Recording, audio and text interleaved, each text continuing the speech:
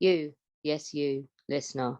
Did you know that everybody at History Hack works for free? And as much fun as that is, it would be great if we could garner just a little bit of support for all of the time and effort that goes into producing the show. I have a cat that needs food. Zach has Airfix models to buy. And Boney likes books. So if you can chuck us a couple of quid as a one-off via Ko-fi or subscribe to Patreon, we would much appreciate it. Thank you. Hello and welcome to today's History Hack. We've got one of our recurring guests today, nay, one of the family, Zach, haven't we? We have. She's billed regularly as my podcasting wife. It is, of course, the lovely Charlie, Mrs. White. I was going to kind of introduce you as Mistress of Restoration Cake, then I decided that actually maybe that's got the wrong kinds of connotations. You're nobody's mistress other than your own. Charlie's well known with her kind of baking amazing creations. See the Great War Group cake, which was just a thing of beauty. She describes herself as a history buffoon and a nerd. She's a girly swat, I'll give her that, but you're not a buffoon, mate. We're not having that. But you are writing at the moment, aren't you, about Burton and Taylor in Inside History magazine. So I'm guessing that's what we're going to talk about today, some filmy stuff. We are indeed, yes. I'm really looking forward to talking to you about Burton and Taylor because it's a love story.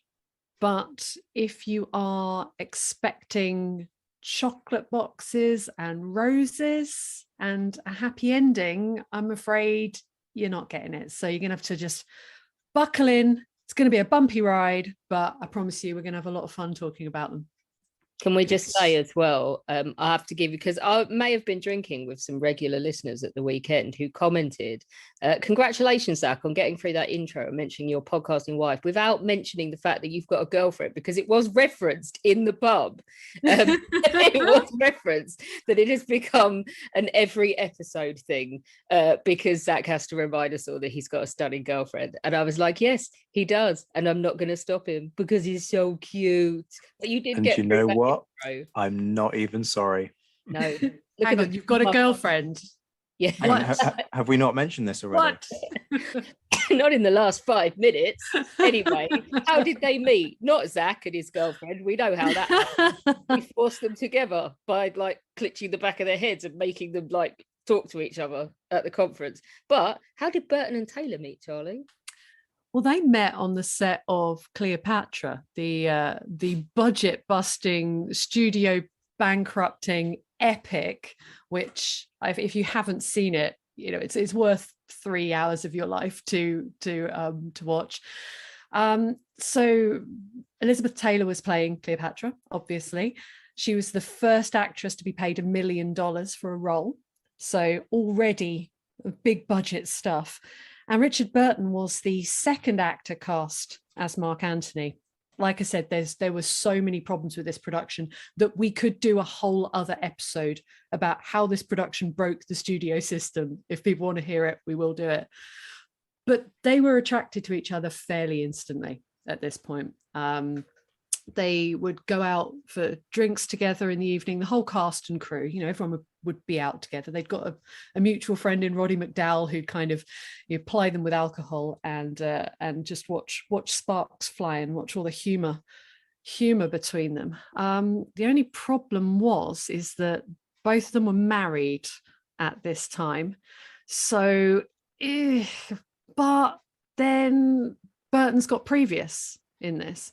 And Richard Burton's arrangement with his long-suffering wife, Sybil, was very much that he would come back to her after each film because he would always sleep with his leading lady. It's just what he did. Elizabeth Taylor's husband wasn't quite so okay with it, Eddie Fisher, but we'll talk more about him later. So they pretty much fell in love straight away. It was incredible to watch, and you can watch it. So they spent months together hanging out before they ever filmed a scene together.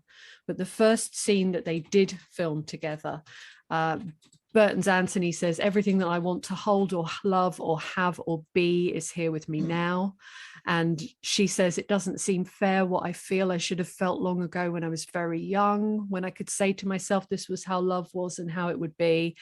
And they kiss, and they kiss passionately, and they kissed until the director called cut, and then he kept calling cut, and they kept kissing. And that was pretty much instant deal done. Though people did joke about her because she did have to marry everyone she slept with. So I'm laughing my head off. I was watching Only Fools and Horses the other day, and there's that one where Del is talking to the gay guy. They're having this blissfully charming conversation, despite the fact that this guy's massively camp. And he says, I don't follow football, and he's like, oh, Elizabeth Taylor, her eyes, and Del goes, yeah, pity she got fat, innit? Oh, boo.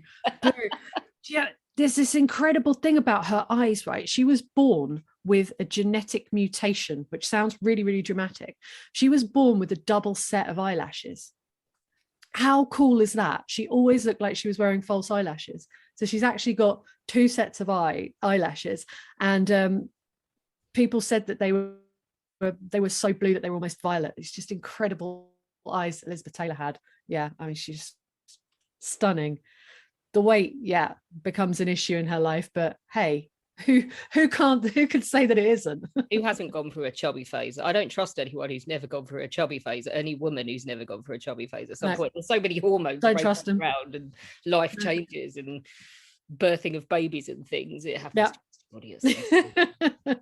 It all sounds very, very romantic and lovely. Possibly not if you're one of the people that they're already married to. So give us her background then. You said she married everyone she ever slept with. Yes, Elizabeth Taylor was very much the patron saint of weddings. I think it is fair to say. She was married more times than Henry VIII, which is an excellent quiz question. If you ever asked who was married more, it was Elizabeth Taylor. Did she behead any of them though? I'll be impressed. No, she didn't, but she does have a very easy rhyme. So here's the rhyme, just so you never forget. Divorced, divorced, died, divorced, divorced, remarried, divorced, divorced, divorced. So it's easier, isn't it? Easy to remember. Her first marriage was very much to transition her from child star to adult movie goddess. So she'd been a child star at MGM, and she had her big break at the age of 12.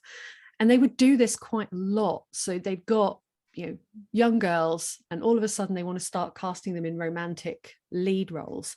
It needs to be okay for the audience to fancy them. Yeah. So what they would normally do is they'd send them on well-publicized dates. They'd be photographed and in the press. Oh, look, Elizabeth Taylor, she's out with a college football star. That kind of all-American, very innocent, very wholesome. Kind of deal to make it clear that she's a woman now. Great, that makes sense. But with Elizabeth, she's a little bit confused, I think, between real life and her screen life. And she expected that she would fall in love and get married, because that's what happens in movies. The hero gets the girl, they get married, they live happily ever after. So she married at the age of 18.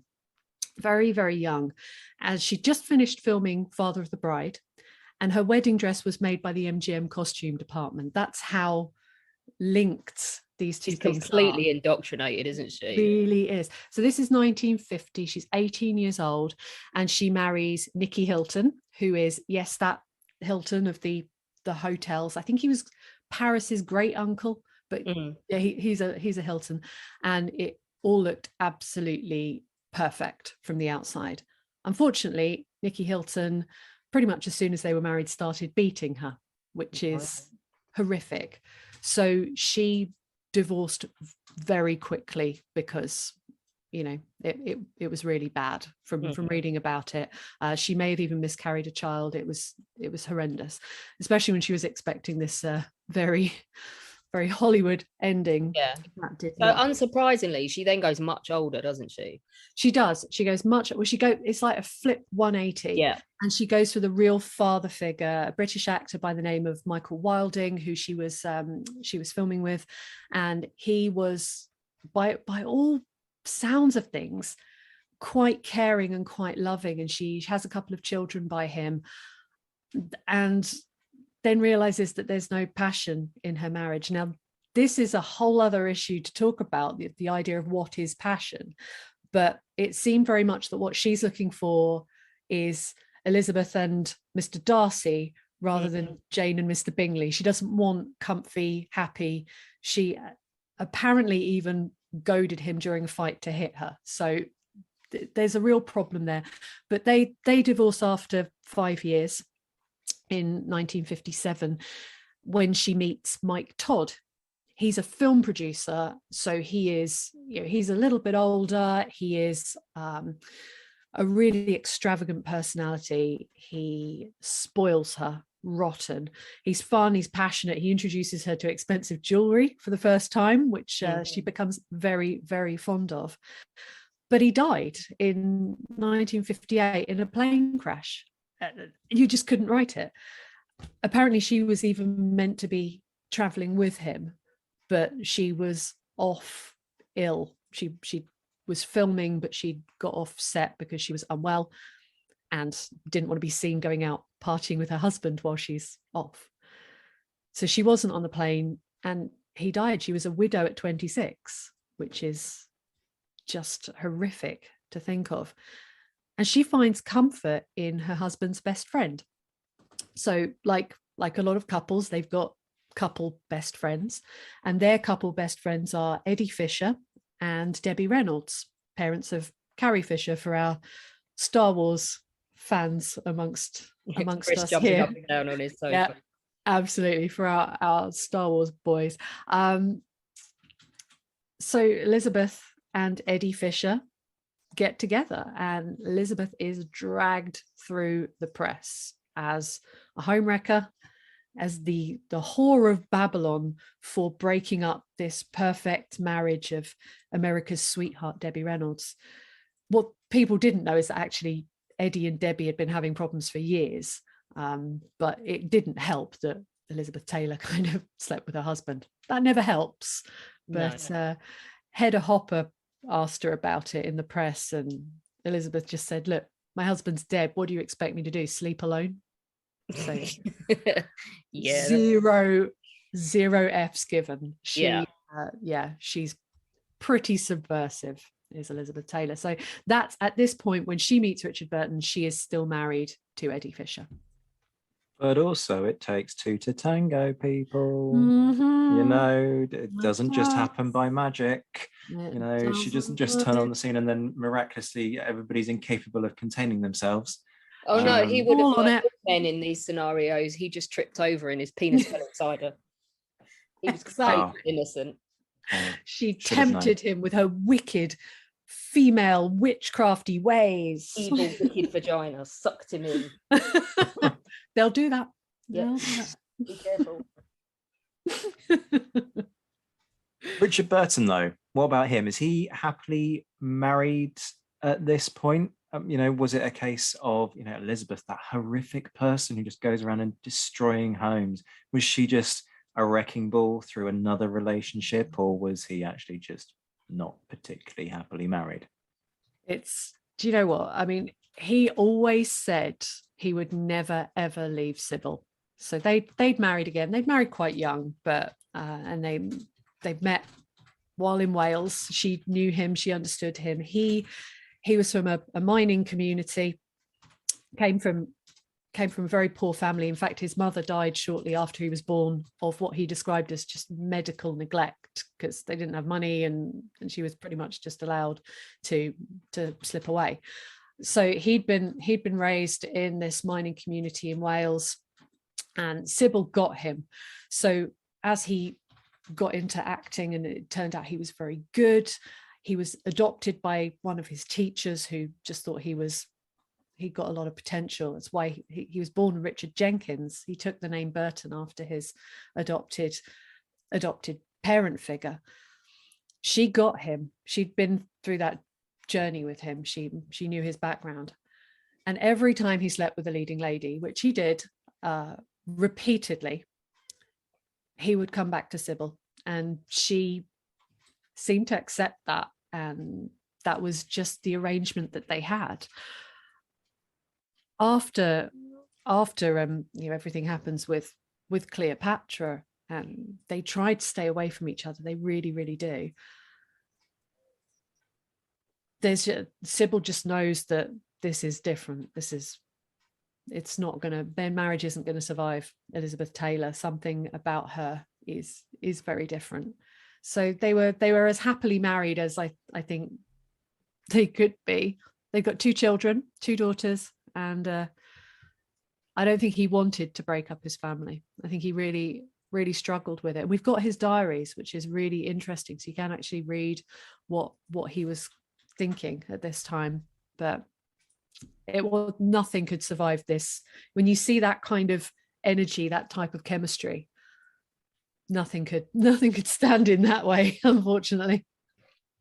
Okay, so going back to Cleopatra though, and that famous incident that you mentioned, the director calls cut and they just go, I'm in the moment, come back to us in half an hour, sort of thing.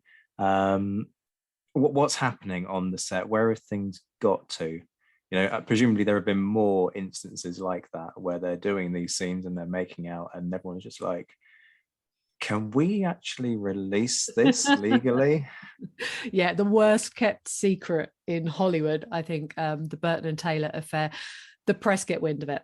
The press and the paparazzi get wind of what is going on. And there's these really famous photographs of them out on a boat together. So there's these big naval battle scenes in Cleopatra, and they're relaxing between takes on a boat. She's in a bikini, he's in trunks, she's putting suntan lotion on his back, and these photos go around the world. It's called a La Scandale. And this is where the Pope thinks he should get involved. So the Pope gets involved and deems this erotic vagrancy. So she is called out. Yeah. Again, that's something I want to be guilty of. Oh yeah, I'm going to have it written on your headstone. Erotic vagrant. Here lies. Don't even know what it means, but it sounds cool. It does sound really good. It's like the kind of thing that you would love to have on your, on your criminal record. Because see, I would Google it, but I'm not sure I want that in my probably search not history. A good idea. Don't put it in your search history. I have just Googled the boat photos, and it's hot. It's hot. Yeah, they are there for all to see. So they're being called out by the Pope. People in Italy are starting to shout, whore and homewrecker at her as she walks through the streets. Congress even discusses at one point not letting them back into the US because they are so dangerous and disgusting and immoral. They really represent this moment where we go from the strict moral codes of the 40s and the 50s, which are upheld by the production code in Hollywood and the Hays Code, having to have one foot on the floor, and all adulterers have to be punished and all of that kind of stuff. And the control that studios had over their stars, in that if they broke their morality clause, they could be suspended, they could be, you could never work again.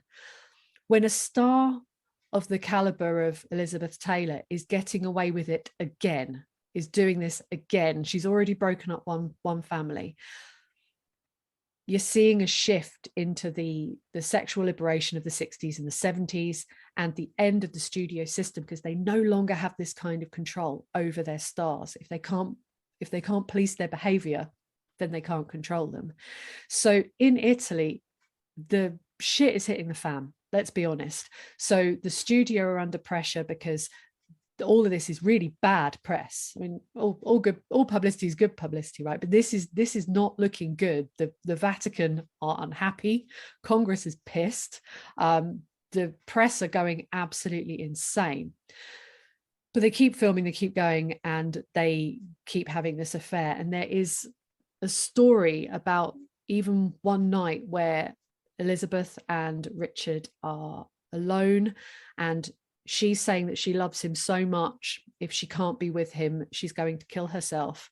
And she took a load of pills in front of him, and he's thinking, this is hilarious. This is a joke. Drama queen. Chasing them down with drink. This is going to be a theme that's going to keep coming back, drink and drugs with these two. So she does this, and she has to be rushed to hospital and have her stomach pumped. She really did do it. So, and of course the publicity is that she had exhaustion and needed some days to recover.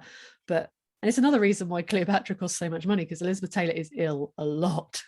But yeah, apparently she did this sort of mad suicide attempt because they were saying, we have to stop this. We've got to, too many people are getting hurt. We need to stop what we're doing. And they did try, in all fairness, when they wrapped, and they both went back to their lives. She'd already announced that she was going to divorce Eddie. She admitted she'd married him out of grief and mutual mourning for Mike Todd. That wasn't working.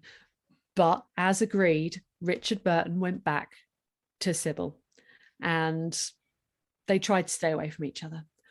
But unfortunately, they just couldn't do it. They started talking on the phone. They were both in Switzerland. They both got lovely properties in Switzerland.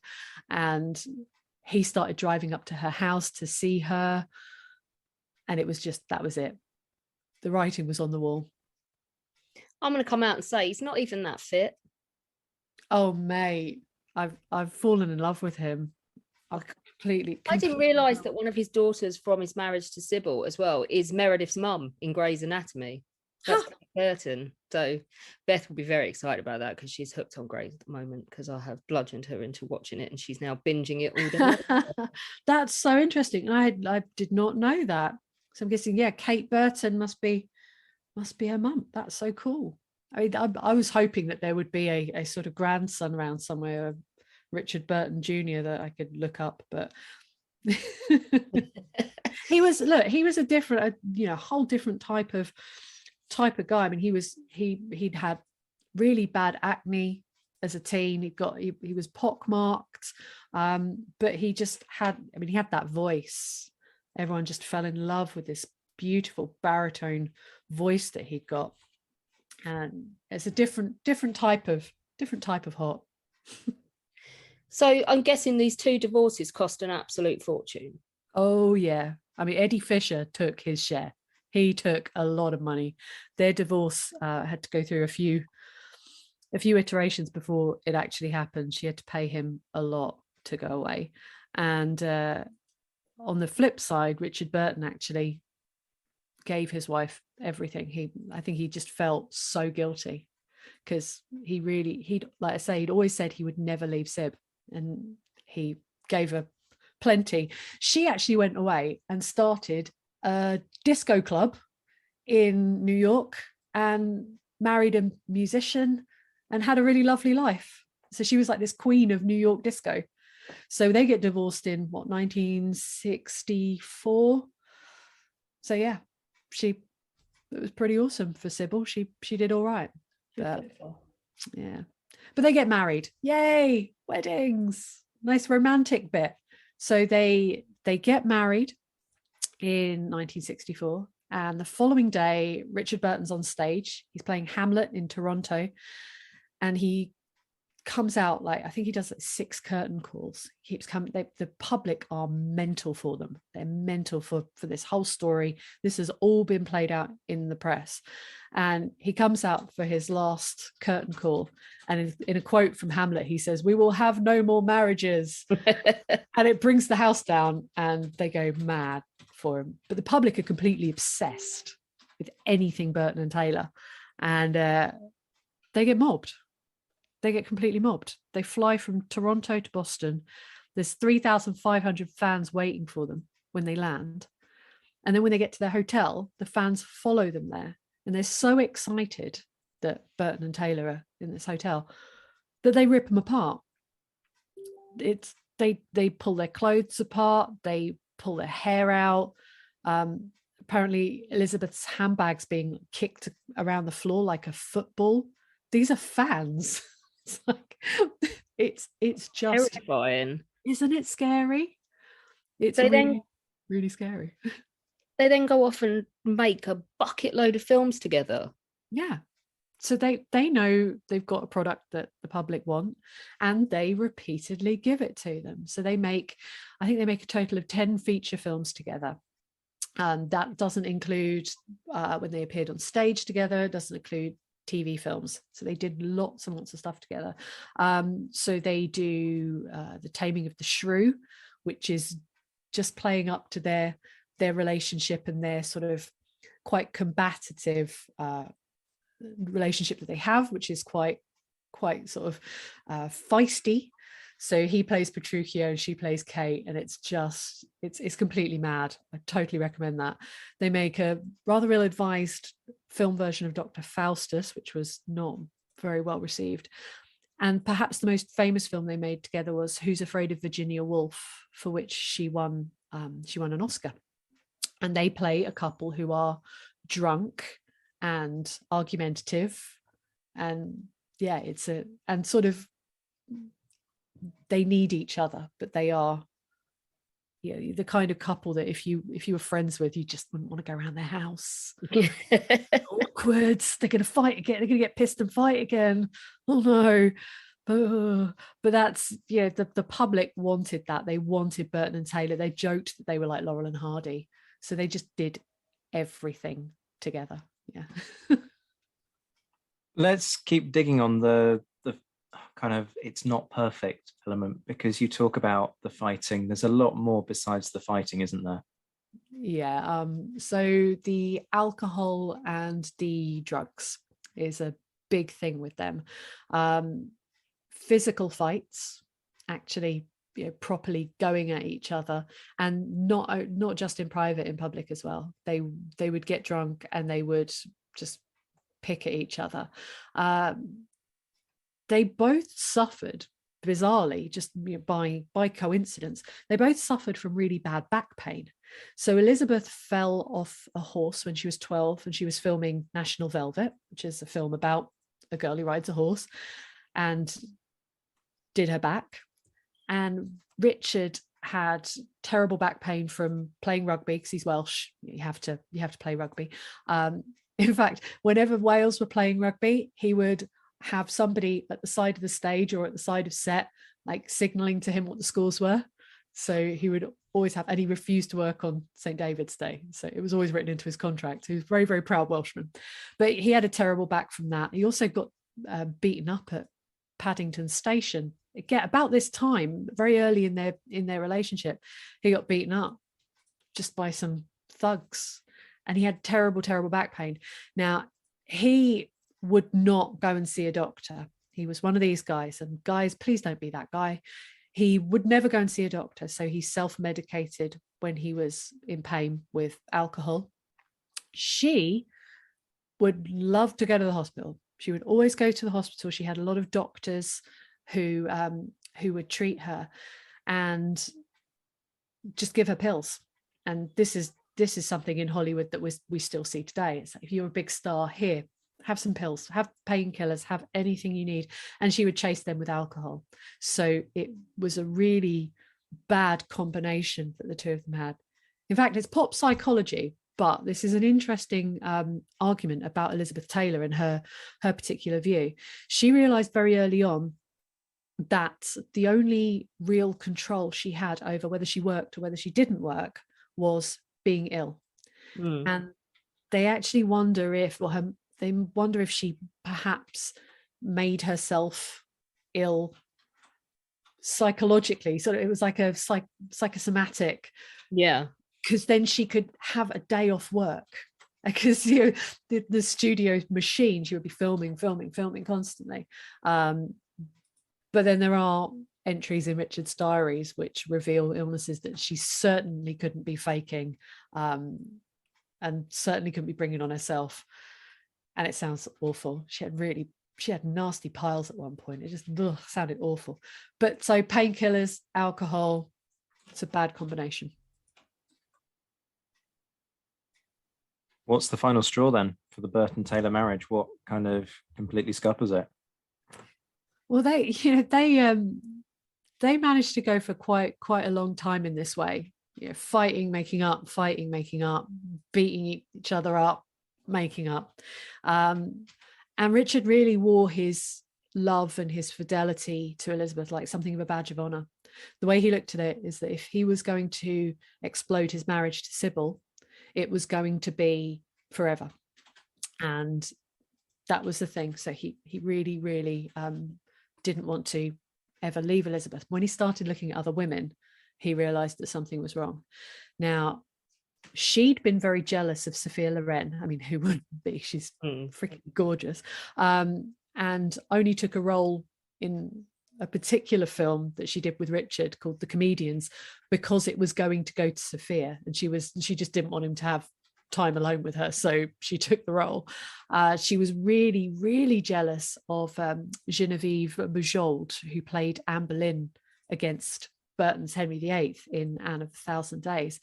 She was really jealous of her, not only because Richard was clearly fond of her and gave her a little nickname and everything, but because that should have been Elizabeth's role. But Elizabeth, by this point, was too old to play Anne Boleyn. And that is, I mean, in terms of insecurities as an actress, to be told you're too old to play opposite your husband, and he's fine. He can keep playing, he can keep playing the romantic lead until he croaks, until he falls apart. But sorry, love, you're over 30. So no one's going to believe that someone fancies you. So come on, this is just crazy. She has an uncredited role in that film, though, as one of Anne's ladies in waiting, because she was keeping an eye on him. So look out for her. She is there. It is true. It's absolutely true. So the early 1970s is a real decline in their relationship. So they've spent the 60s being just, the Burton Taylors.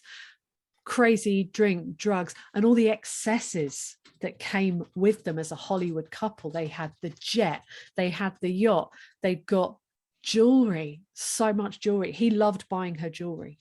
It was a pleasure for him to do it.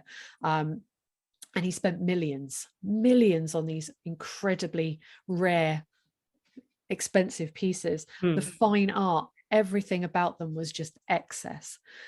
So after the 60s, when we go into the 70s, it's really going downhill. There's more drugs, more alcohol, more fighting. And when she turned 40 in February 72, they made a TV film called Divorce Him, Divorce Hers, which was a two-parter, a divorce shown from his perspective and a divorce from her perspective. And it always mimicked life, and they got divorced. Sounds like the worst concept for a film ever. That's terrible. It's just I've got it and haven't been able to bear watching it yet. I can't even do it, because there's something wonderful about when you watch their first scene in Cleopatra together, and you get when the little hairs stand up on the back of your arms, and you think, oh my God, I wouldn't want to be married to either of them and have to watch this, because this is hot. Like Mr. and Mrs. Smith, when you see Angelina Jolie and Brad Pitt, and you're like, mate, there's something going on there. This is beautiful. So I almost can't bear to watch the moment when they are actually getting divorced. But they did. July 73, Elizabeth issued a public statement. This is really remarkable. So she goes to the press, because they lived their whole relationship in public. She goes to the press and she explains their reasons for separating. And this is great. She says, maybe we loved each other too much. I never believed such a thing was possible, but we've been in each other's pockets constantly, never apart but for matters of life and death. And I believe it's caused a temporary breakdown of communication. And then she goes on to say that she's hoping they'll end up getting back together. She says she's going to spend time with her mother and her friends. She says, friends are there to help each other, aren't they? Isn't that what it's all supposed to be about? Wish us well during this difficult time. Pray for us. I mean, this is not normal for this period. I mean, now you go straight on Twitter with all that nonsense and that, but there is no Twitter. No, these guys are pre-breaking the internet. I mean, how many times do you think these two would have broken the internet if they were around now? I mean, this year, we are 60 years away from 1962. So they met 60 years ago this year. This is when this all starts kicking off. To think about, how completely the world has changed since Burton and Taylor got together. But yeah, a statement. Yeah, unconscious what was it? Conscious uncoupling. Yeah. That was Gwyneth Paltrow's. It reminds me of that. It's just remarkable. Crazy. It is mental. But so that's the end of the story then. It's not the end of the story at all, is it? It's not finished. No. They can't be done with each other, can they? What happens? Well, she calls him the next day saying, do you think we've done the right thing? And they go out for dinner for you know, their 10th wedding anniversary. So they're not actually divorced yet. And so they're not divorced. They go out for their 10th wedding anniversary in March 74, and Richard starts flirting with a couple of waitresses very loudly, very publicly. And he says something we got lots of eyewitnesses, lots of people who actually told their story after the fact. And someone says that he actually said to Elizabeth, you know, now that's a girl I could take home and fuck. And that's horrendous. It's a horrendous thing to say to your wife. And she storms out and goes off, and he invites the girls back to his hotel room. They politely decline because they're like 20-year-old waitresses, and this is a guy in his 40s who they're not. He's just been stabbed with a butter knife by his wife on her way out. Exactly. Awkward. So in June 74, Elizabeth goes to court, and they get a divorce. Richard's too ill to attend. He's got a fever at the time, but he just let her have everything. He let her have all of the jewels, all of the properties, all the yacht, the art, and he just said, who cares? He just doesn't seem very materialistic. That's twice he's done that now. He really just goes. All he really wants. This is the thing about Richard Burton. When you read his diaries, all he wanted was his books. She gave him the Everyman Library. It was a collection of 1,000 books, and he just loved to read. That's all he did. He was a voracious reader. He would read constantly. He'd read everything, and he wanted to be a writer. I think he was a frustrated writer, trapped in the body of a Hollywood actor. But yeah, he didn't want anything. He didn't want any of that. Within hours of them getting divorced, he was on the phone to him again saying, do you think we did the right thing? And they meet up again the following year. So it's a year later. They see each other in Switzerland. And Richard says, for 2 days we circled each other, very wary, very polite. On the third day we had a fight. Then we knew we were ourselves again. And they're idiots, really, aren't they? Yeah, it's crazy. They got engaged 2 days after that, and they got married again in October 1975 in Botswana. So they did remarry. They were like, we did the wrong thing. We have to be together. So let's get married again. And then everything was great? Nope. No, he wasn't the man she married in 1964. When she married him again in 1975, he was starting to look old and starting to be quite frail. And he was destroying himself with alcohol, basically. They continued to fight. And by Christmas that year, so they get married in October. By Christmas, he'd met a 27-year-old blonde in Switzerland. Richard, no, don't be that guy. Stay away from blondes. He didn't even bother trying to hide this from Elizabeth. Why? When he left for New York to start rehearsing Equus in January, he took Susie Hunt, his girlfriend, with him, and the Burton Taylors were granted their second divorce before the end of July in 1976. So it's all very, very quick, these things happening within months. Can you imagine being their friend? Don't do just it. Be like, oh, don't do it. Don't make me slap you. Don't get married again, you crazy, crazy people.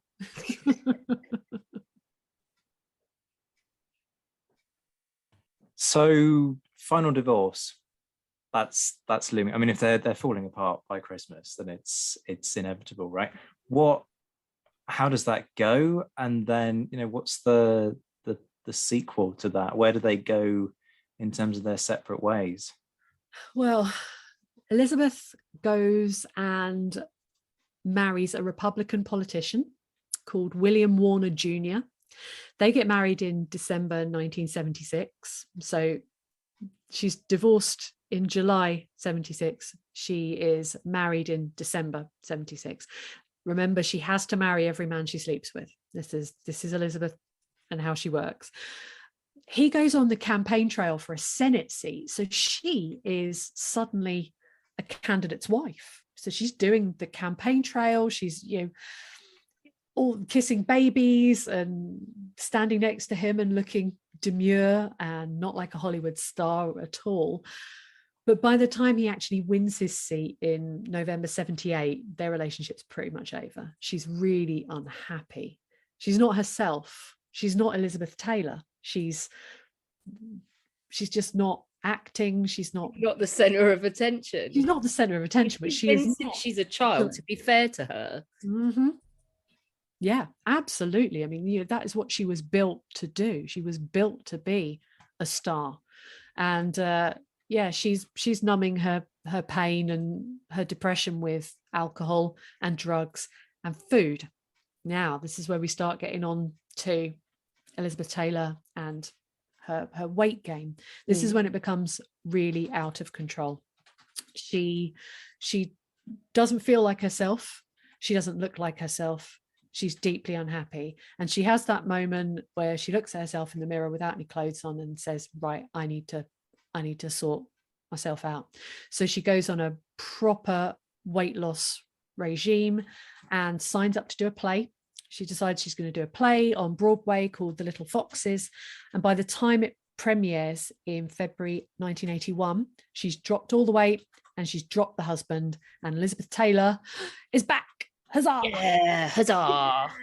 Yeah, that's what we like. So how does it work out with Susie? Yeah, that doesn't really work out. Imagine my surprise.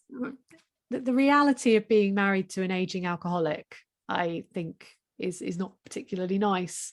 And no one used the word alcoholic then. Remember, you were a drunk. This was not a disease. This was not something that needed help. This was you're a drunk. You fall down, sort yourself out. So when she left him, again, Richard Burton did what Richard Burton does, and he sort of said, look, no hard feelings, take what you want, off you go. And he didn't fight her on it.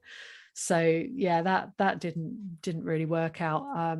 He'd been taking some really physically demanding roles, because remember, this is a Welsh rugby playing man's man, Richard Burton. He was taking some very physically demanding roles, and he was in so much pain now with his back and refusing to go to the doctor that his right arm was pretty much useless, and he couldn't lift his left arm above the shoulder, and he still wouldn't get help for it. So it was really, really bad. He's numbing the pain with alcohol rather than treating the symptoms. Now, Elizabeth comes to London in February 1982 with The Little Foxes, which had been a big hit on Broadway.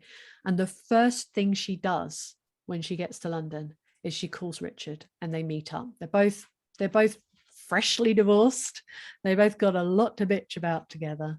And she asks him to appear in Noel Coward's Private Lives with her. She thinks this is a really good idea. Oh no. No. You can just see the writing on the wall, can't you? Please tell me it goes well. Please tell me that Private Lives, they do really well in this play. It receives critical acclaim, and then they just go their separate ways. Okay. It doesn't, does it? Private Lives is a play about a divorced couple who are honeymooning with their new partners and realize that they still really fancy each other. So, oh, for goodness sake, what is wrong with these two people? Well, she's smart. The thing is, she realizes that the public still love the Burton Taylors, and that is exactly what they want to see. They want to see this played out in front of them. They want to see them together and unable to take their hands off each other with dialogue written by Noel Coward. I mean, I can't imagine anything more perfect. I would have bought a ticket. I would have been front row and center for this. So they're playing up to their image, they're playing up to their reputation, and they're playing up to the publicity of it all. Now, it's a really fraught production, unfortunately, because originally, when Richard said yes, he thought they were making a film. Then it turned into, no, we're going to do a play. So we have to do it night after night after night. And then, oh, no, we're not just going to do it in London. We're going to tour it. So he was in for, I think, about 10 months of fighting and falling in love with Elizabeth night after night after night. And this gets scary. Now, he gets an offer from John Huston, amazing director, to come and do a film with him. And he says to Elizabeth, look, I've got this amazing opportunity here to be in this film. And she says, you're not going. You're contracted. I'm afraid you have to keep working with me for like 10 months, Richard, because she really wants him back. And everybody knows, she's not making a secret of this. She is after her man. Now, Richard's so pissed off with her for refusing him the chance to go and do this film that he goes off to Vegas and marries his girlfriend. What? They're both such fuck ups. I mean, the thing is, I've been reading two books. So Burton, based on his diaries, and one about Elizabeth, and it does seem very much that the timing adds up, that he had a weekend off and he flew off and married his girlfriend, and that was a real signal to Elizabeth that I'm not your man. You can't have me. And she still loved him. She wants him back, doesn't she? She wants him back. She wants a man. She loved him, and she loved him till the day he died, which he did. And he did suddenly on the 5th of August, 1984. Done. Finished. What happened? He had a brain hemorrhage in his sleep. So his wife put him to bed. He complained of a headache, gave him a cup of paracetamol, went to bed, and in the morning he just couldn't wake properly. So she took him to the hospital. He was still alive and with it a bit, but by the time the hospital said, look, we're going to have to operate, by the time she got home when they were going to operate, they actually phoned and said, sorry, he's died. And he wrote a diary, and the last thing he wrote by the side of his bed was tomorrow and tomorrow and tomorrow all our revels are ended, which is Shakespeare, Macbeth, but it's just so heartbreaking. He was only 58. And yeah, just that was it. He was gone. Really hadn't looked after himself. And she actually, what's her reaction? Because she's engaged again when he dies. So how does she react? Badly. So yes, she got engaged shortly after Richard got married in Vegas to a guy called Victor Luna, who had all the right stuff on paper, money, liked to spoil her, crazy about her. But she completely cracked up when he called, when she got the news. Now, thankfully, she had just been in the Betty Ford clinic before this happened. So after Private Lives ended in November 83, her family staged an intervention, and they said, look, you got to sort yourself out. You're taking so many drugs and you're drinking so much that you're going to kill yourself. So off she goes to the Betty Ford clinic. And so she was in as good a place as she could possibly be. She gets the call the day after Richard's died, and Victor Luna recalled that she fainted. She became hysterical. He couldn't stop her crying. And he realized in that moment that she was never going to be over Richard. And so he decided at that point that he was not going to marry her. I hope he didn't tell her at that point that he wasn't going to marry her, but he decided that that wasn't going to happen. The most heartbreaking thing about the Burton Taylor story is that Elizabeth wasn't allowed to attend either his funeral or the memorial service for him held in Wales. His wife felt that Elizabeth would bring too much press attention and turn it into a media circus, which may be right, may be wrong. But later on, Sally Burton actually said that she felt she'd done the wrong thing in not allowing Elizabeth to attend. So he was buried in Switzerland. It's where he died. He died in Switzerland. He was buried in Switzerland, and Elizabeth knew that he wanted to be buried in Wales. He didn't want to be there, and so she'd been married to him for so long. She'd known him for so long, so she was really upset about that.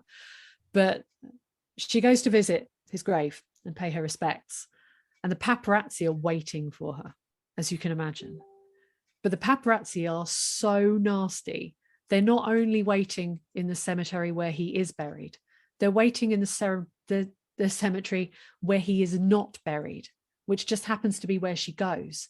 And she's looking for his grave and can't find him. And the pictures of her looking for her ex-husband's grave in the wrong cemetery go around the world, almost as a joke, which is just appalling.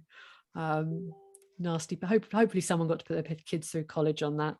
That's mean. Isn't it? It really breaks my heart. She should have been able to say goodbye to him. I think whatever you thought of her and about their relationship, she deserved at least that much, which was pretty awful. But she threw herself into a really good cause to get over this. So She did indeed, didn't she? So we're talking about AIDS research and awareness. Yeah. So no one at this point in the early 80s was talking about AIDS other than as, and I'm using quotation marks here, other than gay cancer. And nobody wanted to put their head up and say, I'm here to be the face of AIDS, because nobody wanted to be kind of tarred by it, or that it would be this horrible sort of terrible thing against them, that they were prepared to talk about this awful thing that was happening to gay people. But she did. She knew, let's face it, she'd been in Hollywood since the 1940s. She's met a few gay people in Hollywood. She knew a few gay people. That I hate to break this to people, in the creative industries there are a few people who are not heterosexual floating around. Zach's face is like, mind blown. Just a few of them. Now she gets really involved in raising money for AIDS awareness and AIDS research. And when her friend Rock Hudson was dying, so very famous actor Rock Hudson, who was a closeted homosexual, he had AIDS and he died of pneumonia in Paris. So it wasn't known at the time that it was AIDS. She took a mutual friend to go and visit him, President Ronald Reagan, because he'd been an actor too. And again, whatever you think of Reagan, he went to see Rock Hudson with Elizabeth Taylor, and he was the first world leader to actually mention the word AIDS in public. The word came out of his mouth, and he was not immediately struck down by righteous lightning, or he suddenly turned gay or anything. He acknowledged that AIDS was a disease that needed to be fought, and he went to Congress, he went to the Senate, and he said, we need to allocate money to AIDS research and AIDS awareness. Now, I know it feels like a bit of a stretch, but I do think it is entirely fair to say that without a star of Elizabeth Taylor's caliber coming out and talking about AIDS, we would not be where we are now. It would have put everything back. If people were still ashamed to even mention the word in power, in positions of power, we would not be where we are now. So she's an incredible thing, Elizabeth Taylor, and she really did. This happened at that particular moment in time. So a real legacy of heartbreak there that she did. And then she dies in 2011, right? She lived a good long life, actually, for someone so sick. I mean, the number of times Elizabeth Taylor was hospitalized at the point of death in her life, several. There wasn't even any point in me going and listing these in this piece, because there's just so many. She's in and out of hospital like you would not believe. But she lived till 79. and it was heart failure that got her in the end.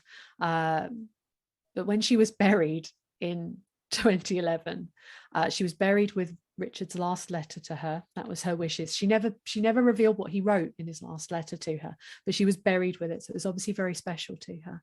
And in just a totally Elizabeth Taylor ballsy move, and I love this so much, she was 15 minutes late. She instructed in her will that her service should start 15 minutes late because she wanted to be late to her own funeral. I mean, how cool is she? I love that. I absolutely love that. Of all the things, that's going to be the thing that's going to stick with me forever, that she insisted on being late to her own funeral, because You she can was that imagine kind the of woman. number of times she was late on set and someone said, "You'll be late to your own funeral," and she took that. And there's sometimes something about someone, and you hear it and you feel like everything else gets unlocked. And once you know that about her, she was funny. She knew herself. She knew her faults, and she just didn't care. She did not care. But these two continue to fascinate. I mean, like I say, we're 60 years on from when they first met now. They're a real product of another time, Burton and Taylor. And people are still fascinated with them for all the heartache, for all the drama. They loved each other completely. For those of us that are left behind in perfectly functioning, very happy relationships, not looking at this thinking this is anything to aspire to, you can still watch them over and over, falling in love over and over again in Cleopatra. You can watch the battling Burtons in Taming of the Shrew. You can watch them drunk and picking at each other in Who's Afraid of Virginia Woolf. They'll never die. They'll always be there. Charlie, we love you. Genuinely, we absolutely love you. There are those moments when you just get somebody who's so bloody passionate. It's unreal. And it puts certainly people like me to shame. Thank you for that. That was absolutely brilliant. Your cake stuff. I mean, if you were that passionate about Burton and Taylor, how passionate are you about cake? How can people find out about your cakey stuff? And also, can you give us any kind of little spoilers about what you're writing? Because you are an author right now. Yes, I am. The official job title I have is author and presenter, which I think is quite lovely. I'm on social media, all social media platforms as Restoration Cake. I will share a cake that I made in my second book, Deliciously Decorated, where I did make a wedding cake for the Burton Taylors, because I would have loved to have done that. I'd love to have made them a cake. But I'm working on not only this fabulous article for Inside History magazine, which is probably out now, so check out Inside History. It's a fantastic mag. I'm working on a project with Alex. We've got a project in common. We have indeed. We're working on our essays for the wonderful Mr. Ian Dale and his Kings and Queens project. So, yeah, I get to try and squidge as much of Queen Victoria's nutty parenting in as I possibly can in a few thousand words. That's and just insane. Nobody will be surprised to know which monarch you've ended up with. Oh, I've got Charlie Boy, Charles II, whoop whoop. But yeah, I'm so. Do you know what? Actually, writing about the Burton Taylors has really, really helped me, because I've been working on a historical novel about Charles and Barbara Villiers. And actually, here's a little insight for you. Whenever I've described Barbara Villiers, I've been working with the idea of Elizabeth Taylor. It's always been her. If I could cast those two, if he was taller, he'd be a perfect Charles. But he's a bit too short. And can we cast 40-year-old Elizabeth Taylor as Barbara Villiers? Because women don't die at that age and are not totally useless to society. Hollywood is evil to women, but we know that. But she was, I have to say, she was a proper baller in that system. Apparently she, as a teen, told Louis B. Mayer to get stuffed, which is no one did that. But that might have just been her own little legend that she made about herself. She was incredible. Charlie, like I say, we love you. Thank you so, so much. When our guests join us to talk about their work and their new book, The 45 minutes or so they spend with us is just a taster of all their efforts. So to this end, we have launched our very own bookshop on bookshop.org, where you can find our guests' latest and greatest books. You can support them, and you can support History Hack too. 10% of every sale via our bookshop supports the podcast and allows us to keep at it and bring you more amazing guests. You can find our bookshop at bookshop.org/shop/history hack, or just search on bookshop.org for us under the shops bit. Thank you for your continued support, and here's to your next great